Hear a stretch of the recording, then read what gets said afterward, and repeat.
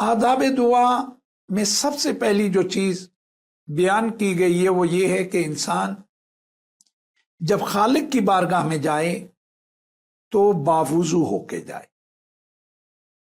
روایات میں، آیات میں ہمیں یہ بھی ملتا ہے کہ دعا سے پہلے رب العزت کی مختصر سی عبادت کی جائے، 2 رکعت نماز خالق کی بارگاہ میں ادا کی جائے، قیام میں انسان ہو، رکوع میں ہو، سجود کی عبادت کو انجام دے۔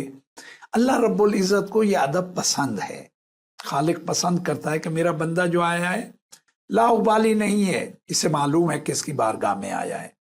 کیونکہ آپ دیکھیں ہم کسی بھی شخصیت کے ہاں جاتے ہیں نا تو ہمارا انداز بدل جاتا ہے عام افراد کی نسبت، تو اپنے خالق و مالک کی بارگاہ میں تو وہاں جو انداز ہونا چاہیے وہ ہو نہیں سکتا، لیکن کوشش کرنی چاہیے باوضو جائے انسان، 2 رکعت نماز ادا کرے۔ 2 رکعت نماز ادا کرنے کے بعد روایات میں صدقہ دے جتنا اس سے ہو سکے۔ صدقے کے حوالے سے اب اگر کبھی ہوا آپ کی خدمت میں عرض کروں گا، صدقہ کے معنی مطلق نیکی ہے، ہر قسم کی نیکی۔ مالی صدقہ یہاں مراد ہے، اگر دے سکا یہی اچھی بات ہے، نہیں دے سکا کسی کی رہنمائی کر دینا صدقہ ہے، کسی کو سلام کرنا صدقہ ہے، سلام کا جواب دینا صدقہ ہے۔ تو انسان کسی بھی طریقے سے کوشش کرے کوئی نہ کوئی صدقہ ان میں سے ادا ہو۔ جو نماز کے بعد دعا سے پہلے صدقہ ہے وہ مالی صدقے کے بارے میں ہے، انسان کوشش کرے جتنا اس کی استطاعت ہے اس کے مطابق وہ صدقہ دے۔ دعا آپ دیکھتے ہیں کئی دفعہ ہم دعا کرتے ہیں، شروع کر دیتے ہیں دعا کرنا، نہیں، جیسے میں نے عرض کیا باوضو ہو، 2 رکعت نماز پڑھے، صدقہ دے اور بسم اللہ سے شروع کرے۔ اس خود بسم اللہ کو زبان پہ لانا اس کی کئی برکات ہیں۔ ایک برکت یہ ہے کہ دعا اس سے قبول ہوتی ہے، اللہ رب العزت اس ادب کو پسند کرتا ہے۔ بسم اللہ کے بعد محمد و آل محمد پہ صلوات بھیجے، ان پہ صلوات بھیجنے کے بعد اب انسان رب العزت کی بڑائی بیان کرے، اس کے احسانات کو یاد کرے۔ میرے خالق سب سے بڑا احسان، تو نے اشرف المخلوقات میں مجھے قرار دیا، پھر نہ فقط انسان خلق کیا، بہترین گھرانے میں جو اہل بیت کے چاہنے والے تھے اس گھرانے میں مجھے خلق کیا، مجھے اہل بیت سے متمسک رکھا، جتنا ہو سکے خدا کی ثنا بیان کرے، اس کی نعمتوں کا ذکر کرے۔ یہ آداب دعا میں سے ہے۔ پہلے جو دیا ہے اس کا تو اعتراف کرے، تو نے مجھے یہ عطا کیا، تو نے مجھے دیکھنے کو آنکھیں دی، تو نے سونگھنے کو مجھے ناک دی، سننے کو کان دیے، فکر کرنے کے لیے بہترین ذہن دیا، تو نے مجھے صحیح و سالم خلق کیا۔ تو اس کی پہلے نعمتوں کو یاد کرے، جب اس کی نعمتیں یاد کر لے تو پھر کہے کہ بار الہ مجھ سے کتنا کوتاہی ہوئی ہے، میں تیرا گناہ گار بندہ ہوں۔ اپنے گناہوں کا دوسروں کے سامنے اعتراف کرنے کا دین منع کرتا ہے، لیکن خالق کے ساتھ جب خلوت کرے اسے تو معلوم ہی ہے اعتراف کرنا ہے، تو اعتراف میں تو جانتا ہوں لیکن تمہاری زبان سے سننا چاہتا ہوں۔ نہیں، جب انسان خود اعتراف کرتا ہے تو شرمندگی کا احساس ہوتا ہے، شرمندگی کے احساس کو دیکھ کے خالق گناہ معاف کر دیتا ہے۔ روایت میں رسول اللہ فرماتے ہیں الندم توبۃ، خود شرمندہ ہونا توبہ ہے۔ کیا بات!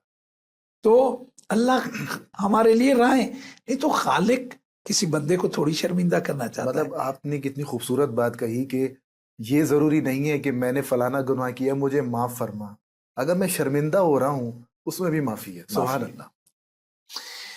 اور جب اپنے گناہوں کا اعتراف کر لے پھر ان گناہوں کی معافی طلب کرے، بار الہ یہ ہوا، میرا گناہ بہت بڑا ہے کیونکہ تیری بارگاہ میں انجام پایا، لیکن تیری رحمت اس سے کہیں زیادہ ہے، تجھ سے میں امیدوار ہوں، تیرا بندہ ہوں، تیرے در کے علاوہ میرے پاس کچھ نہیں۔ اب جب یہ توبہ کر رہا ہے تو اہل بیت سے توسل کرے، رب العزت کو ان ذوات مقدسہ کا واسطہ دے، بہر اللہ ان کے صدقے میں، یہ تیرے محبوب بندے ہیں، میں تجھے ان کا واسطہ دیتا ہوں، تو نے ہی کہا ہے کہ تو ان کے واسطے کو پسند کرتا ہے. کیا وَابْتَغُوا عَلَيْهِ الْوَسِيلَةَ، تو نے کہا ہے کہ وسیلے کے ساتھ آؤ، اور اس کائنات میں ان سے بہتر وسیلہ نہیں. کوئی ہو ہی نہیں سکتا یقیناً. تو آداب میں یہ چیزیں انسان ملحوظ خاطر رکھے، پھر استغفار کرے. استغفار کے بعد تضرع و رکت سے ہو، معلوم ہو واقعاً جو کیا ہے اس پہ نادم ہوں، اس پہ شرمندہ ہوں. ایسے نہیں کہہ رہا، دل سے میری یہ صدا نکل رہی ہے، جو ہوا ہے وہ برا ہوا ہے، میری ہی کوتاہی ہے، میری ہی غلطی ہے، جانے انجانے میں دونوں میں. تو انسان جب یہ کہتا ہے تو رکت ہوتی ہے. پھر ایک اہم چیز جو ہمیں کبھی فراموش نہیں کرنی چاہیے، دعا میں عمومیت ہونی چاہیے. یعنی دعا فقط اپنی ذات کے لیے نہیں ہونی چاہیے، اپنی ذات پہ دوسروں کو مقدم رکھنا چاہیے. ذوی الحقوق، ذوی الارحام کو، مومنین کو، ضرورت مندوں کو، جو ہمسائے ہیں ان کے لیے بہتر سے بہتر مانگنا چاہیے. حتیٰ روایات میں یہاں تک بیان ہوا ہے کہ جو دوسروں کے لیے دعا کرتا ہے اللہ رب العزت اس کے حق میں وہ دعائیں بھی قبول فرما دیتا ہے. جو دوسرے کے لیے مانگا وہ بھی عطا کرتا ہے، جو اپنے لیے مانگتا ہے وہ بھی ملتا ہے. کیا خوب بات ہے. آپ نے یقیناً، ہم بچپن سے ہم پہ احسان ہے پاک پروردگار کا، ہم مجالس میں شرکت کرتے ہیں، فرش عزا پہ بیٹھتے ہیں، محافل میں ہوتے ہیں. کیا خوبصورت وہاں ہمیں بچپن سے ایک پیغام ملا ہے. شہزادی کائنات پوری رات مصلی عبادت پہ ہیں، دعا کا وقت آئے تو اپنے لیے دعا نہیں کرتی تھی. حتیٰ مولا حسن علیہ السلام نے ایک دن کہا، ماں میں دیکھتا ہوں آپ اپنے لیے دعا نہیں کرتے. تو آپ نے فرمایا میرا خالق یہ پسند کرتا ہے کہ میں دوسروں کو مقدم رکھوں. تو دعا میں عمومیت ہونی چاہیے. دعا ہماری فقط ہماری ذات کے لیے نہیں، بلکہ دوسرے جو خونی رشتہ دار ہیں یا جن کا ہم پہ کوئی حق ہے ان سب کو ہمیں دعاؤں میں مقدم رکھنا چاہیے. ان کے لیے دعا پہلے کرنی چاہیے، بعد میں اپنے لیے دعا کرنی چاہیے. اور دعا کرتے ہوئے ایک چیز مد نظر رکھنی چاہیے، اللہ رب العزت سے حسن ظن رکھنا چاہیے. پتہ نہیں قبول کرے گا، پتہ نہیں کرے گا. جو میں نے مولا امام زین العابدین کی آپ کو روایت سنائی، اس کے بعد پیغام مکمل ہے، خالی ہاتھ تو لوٹنا ہی نہیں ہے. تو حسن ظن ہونا چاہیے کہ خالق میرا کبھی مجھے خالی نہیں لوٹائے گا. یقین کے ساتھ، یقین کے ساتھ اس منزل پہ ہونا چاہیے. کیونکہ اگر حسن ظن نہیں رکھو گے خالق کے بارے میں تو پھر بہت مشکلات ہیں. حتیٰ آپ نے وہ واقعہ سنا ہوگا کہ روز قیامت حساب ہو چکا، ایک کہا گیا کہ اسے جہنم کی طرف روانہ کرو. وہ جا رہا تھا، بار بار پلٹ کے دیکھے. فرشتوں نے کہا آپ کیا دیکھتا ہے بھائی، ہو گیا تیرا حساب، لے جانے کا حکم آ گیا. کہنے کا سنا یہ تھا کہ خالق بہت مہربان ہے، بہت کریم ہے، بہت معاف کرنے والا ہے، مجھے اب بھی امید ہے. کہتے ہیں اللہ رب العزت نے کہا کہ میرے اس بندے کو بہشت کی طرف لے جاؤ، سبحان. یہ مجھ سے حسن ظن رکھتا ہے. تو وہ یقین، حسن ظن، یہ چیزیں ہونی چاہیے. اور اللہ رب العزت پہ ہی توکل اور بھروسہ کرنا چاہیے، کیونکہ باقی سب کو فنا ہے، بقا اس ذات کو ہے. فرض کرے میں نے کسی سے کچھ مانگا، وہ عطا کرنے پہ قدرت بھی رکھتا ہے، اگلے ہی لمحے چلا گیا، تو اب میں کس در پہ جاؤں گا؟ وہ باقی، وہ ہمیشہ ہمیشہ ہے. تو اس سے انسان کو اپنی حاجات طلب کرنی چاہیے. اور اس کے بارے میں آپ کی خدمت میں ایک چیز جو ان سب سے اہم ہے اس کے بارے میں کہوں کہ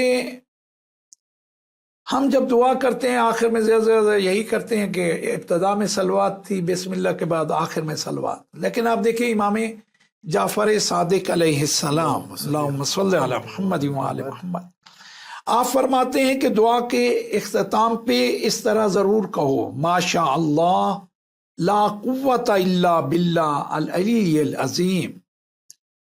کہا کہ یہ جملہ آخر میں یہ ضرور کہو. جب آخر میں یہ جملہ تم کہتے ہو، اللہ رب العزت فرشتوں سے مخاطب ہوتا ہے اور مخاطب ہو کے کہتا ہے اے میرے ملائکہ، میرے بندے نے دنیا سے رشتہ توڑ دیا، میرے علاوہ کسی پہ بھروسہ نہیں کر رہا، میرے علاوہ کسی سے نہیں مانگ رہا، میری نعمتوں کو یاد کر رہا ہے، اپنی خطاؤں کو یاد کر کے معافی مانگ رہا ہے، میرے بہترین بندوں کا واسطہ دے رہا ہے، بہترین انداز سے وارد ہوا ہے، وضو کیا ہے، مصلی عبادت پہ آیا ہے. ایسے اس نے وہ نہیں کیا، ان آداب کا خیال رکھا ہے. تو دیکھو اس نے پوری دنیا سے رشتہ توڑ دیا ہے اور مجھے اپنے آپ کو میرے حوالے کر دیا ہے، لہٰذا اس کی ساری جو حاجات ہیں وہ روا کر دو، اس کی حاجات کو پورا کر.